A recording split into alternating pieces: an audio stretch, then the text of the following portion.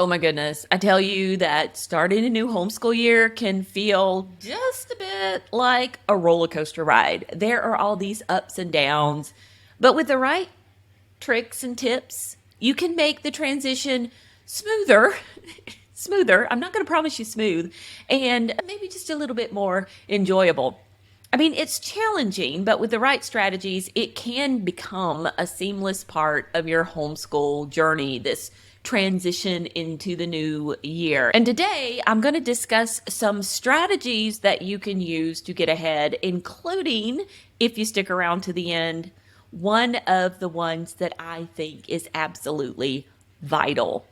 So when I think back to all of the years, the collective memory that I have of starting school, most definitely the number one word that comes to mind is exhaustion. Like just being so absolutely tired at the end of the first week or the end of the first couple of weeks of going back to school. And so that's something I always plan for now is I always plan for not to have a lot of other stuff going on because I know that I'm going to be tired. The other thing that I always think about when I think about going back to school is that roller coaster, like I mentioned before. And the reason it's a roller coaster is there's this weird juxtaposition between, oh my gosh, we're so excited to be back to school. Like it's a totally new year. We've got all these new things to study. It's fabulous.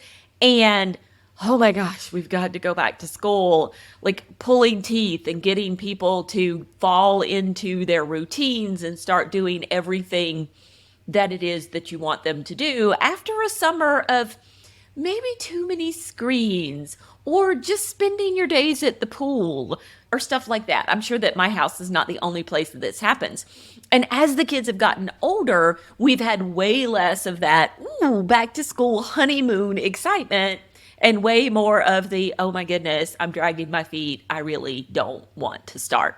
It happens. That's what back to school is like. And I think recognizing that there will be the highs and lows with back to school. There will be these moments of like honeymoon, everyone's so excited, let's start all the new stuff. And up against that, there will be other moments of, what do you mean that I can't just stop at 10 o'clock in the morning and watch something on TV or head out to the pool with my friends or whatever, knowing and recognizing that those things are going to happen and that you're going to have both is like half of the battle. It's this acknowledgement that this is what we're up against, and it's all perfectly normal because I think where we go wrong is when we get inside our head that it's supposed to look a certain way, and when it doesn't match that all the time, we start thinking that we've done something wrong or there's something wrong with the whole process. And note the ups and downs, that's completely and totally normal. So what are some things that we can do to help with this whole getting into a new routine process that comes along with the idea of going back to homeschooling? And the first thing I would say is we start by starting small. I'm a big advocate of starting small. This is something that you want to do no matter what you're trying to do, but big changes can be really overwhelming. Trying to change everything at once can be overwhelming. And so ease into those new routines with some gradual changes. So typically the first week of school at our house, we start with one, maybe two things. And then depending on how quickly I want to ramp up into my school year, we begin adding other things to it. So I have done where we started with almost half of our load and a couple days later added a little more and then added a little more. That's if I want to go fast. If I'm perfectly content with going slower to start my school year, and that just depends on a variety of factors, what the rest of our school year is going to look like, how many breaks I'm planning on taking and that stuff, if I want to be done by a certain date. If I'm going slower, though, I just really start with one thing. And so this year we started with tutoring. So any tutoring that anyone had to do, we started with that. And then we moved into adding some morning time on to our routine. And then a few days later, we started adding in some of the other subjects. And by week 3, the end of week 3, we were pretty much up to full speed with what it was that we were going to do for our school year. And I'm perfectly content with that. I'm perfectly happy with that. And some people are like, oh, how do you count those half days of school? We just count them as school. We just 100% count them as school and we don't lose a whole lot of sleep over it, because there are a lot of days where regular schools do this kind of half day routine or they're called out of class for other things. And I'm just not going to sit and worry about the fact that we were doing a half day of school. So definitely start small. And you can also do this with things like waking up early. One of the things we do before the school year begins is we start having everybody readjust their sleep schedule. So in the summer, maybe they've been staying up a little later. Remember, I have teenagers, y'all, but I know this happens with younger kids too. It's light outside much later. You're in the pool, you're playing outside because the weather is just so lovely.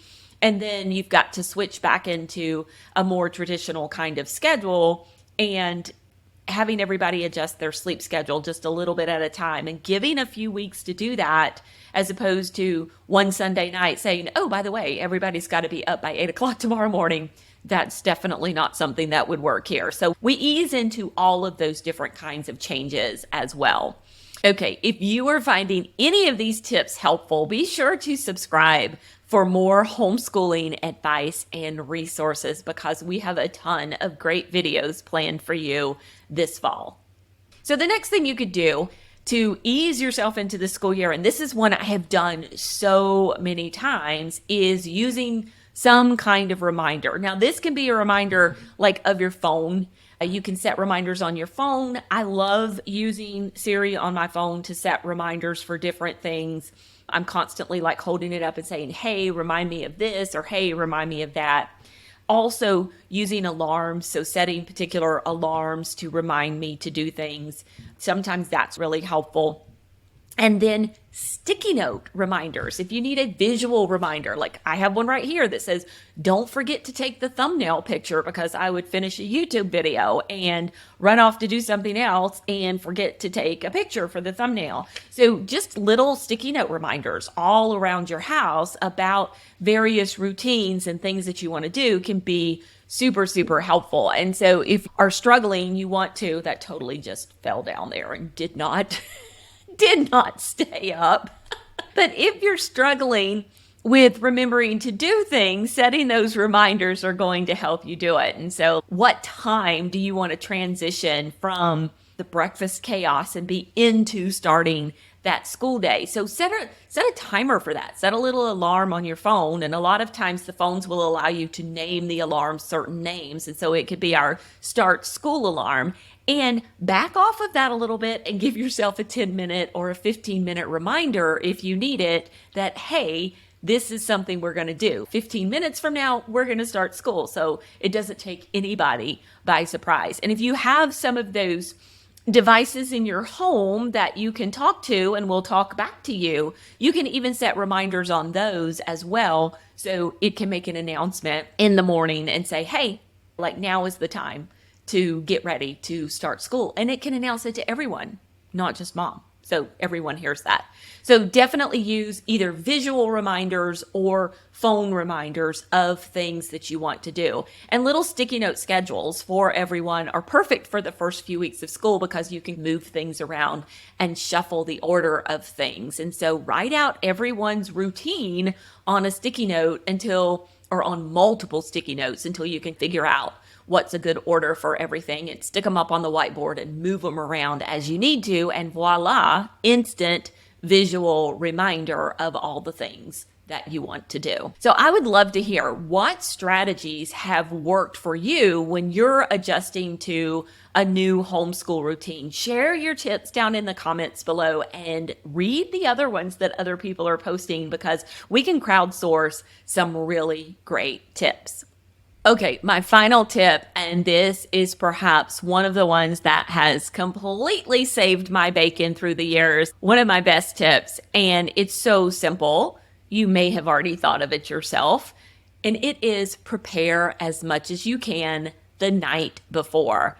I can remember back when I had 3 little kids, and they were like 8 and 6 and 4, and we were trying to get up and get our school day started. And there were so many different barriers to starting that school day. So many things that I felt like needed to happen before we could just get to the table and get started. And so I began like preparing as much as I could in advance. And so this was things like taking my shower at night so I didn't have to get up and do it in the morning, because y'all, back when my kids were little, I was not a morning person at all. I wanted to wake up like 5 minutes before they got up. I wanted to sleep as late as possible because I had some really early risers. I had one kid who, the earlier I woke up, the earlier he woke up, and he was definitely trying to beat me out the door.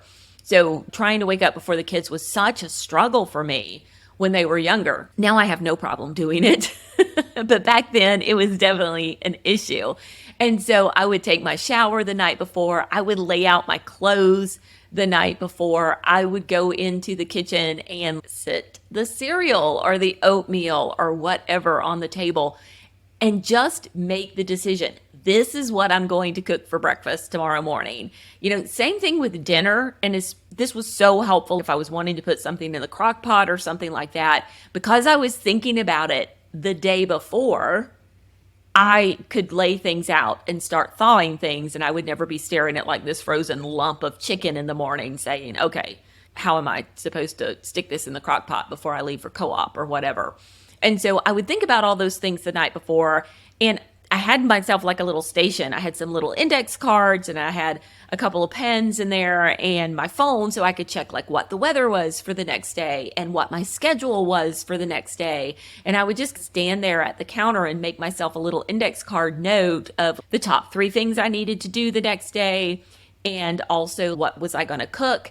And this was such a huge thing for me. If there was a point in time in the day that we had to be out the door, I would do the math and work my way backwards and say things like, okay, if we're going to be out the door at 1 o'clock to go to music lessons, I have to start my homeschool day by 10 a.m. in order to get the day in. Or if we're going to leave here at 2 o'clock to go to gymnastics, I have to start my homeschool day by 11 a.m. to be finished and out the door in time to get to gymnastics. And just having that time and knowing what it was, that kind of drop dead time that I had to start my school day, was so huge for me in getting back in to that routine each and every year. And so just writing extra things down so I didn't have to think about them was so helpful. And so I'd stand there at the end of the day and I would write all of this stuff down, and then I would go and just prepare the 2 or 3 things that I needed to do. And yes, I was absolutely exhausted. Yes, there was nothing I really wanted to do more than sit down somewhere and kick up my feet and not have to do anything else. But I was doing such a huge favor for my future self.